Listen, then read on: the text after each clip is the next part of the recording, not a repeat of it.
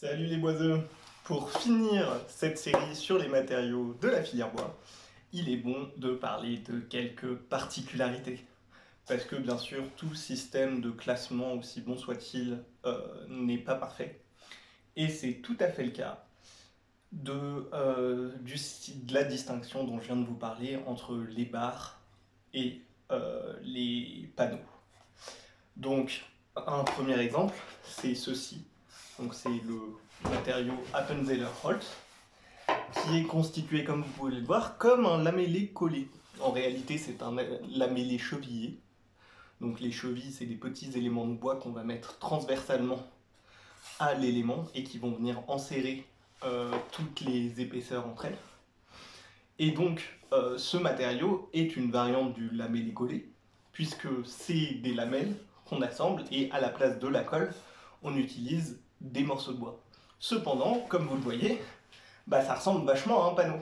Et en fait, c'est parce que le but de ce lamellé chevillé, c'est de constituer des parois dans toute leur hauteur et donc de fonctionner sur des plans. Et c'est pour ça qu'ils ont adopté un système proche du 3 plis, mais avec plus de plis, où, comme vous pouvez le voir, certaines lamelles de bois vont dans un sens et d'autres vont dans l'autre, et il y en a même un troisième type qui vont à 45 degrés pour assurer une cohésion dans toutes les directions. Donc là, on a un lamellé chevillé qui est un panneau. On peut aussi avoir du bois massif qui est utilisé comme panneau. Ça, c'est un exemple tout à fait classique, c'est juste une planche à découper. Et donc on a un matériau qui est supposé avoir une direction principale, celle de la croissance de l'arbre, mais qui va être utilisé dans ce cas-là comme un plan. Et enfin, un dernier type qui existe aussi. Donc là, j'ai repris mon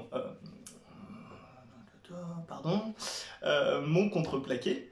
Mais il y a un certain type de contreplaqué. Un exemple, c'est la marque Kerto qui en propose, où au lieu de toujours avoir ce croisement entre les différentes plaques de bois, eux, ils ont choisi de toutes les mettre dans une même direction. La raison pour ça, c'est que c'est un contreplaqué qui est utilisé uniquement dans un usage structurel et industriel, où donc le but, ça va être d'optimiser autant que possible, et de mettre tous les bois dans la direction longitudinale. Ça veut dire que tous les bois vont travailler, donc on va avoir un matériau dans l'ensemble dans la direction longitudinale, qui est beaucoup plus résistant qu'un contreplaqué classique. Bien sûr, dans d'autres directions, il ne sera pas, il sera beaucoup moins résistant, mais ce n'est pas ce que cherchent les clients qui utilisent ce type de produit. Eux, ce qu'ils veulent, c'est optimiser au maximum.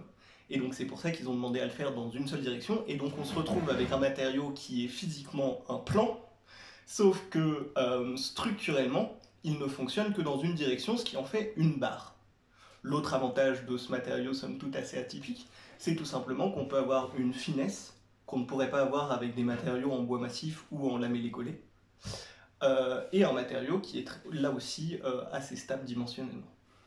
Donc voilà, c'était des petites bizarreries, et ça me permet de conclure ce petit tour d'horizon sur les matériaux que nous utilisons dans la filière bois. Sur ce, les boiseux, à très bientôt pour d'autres explications.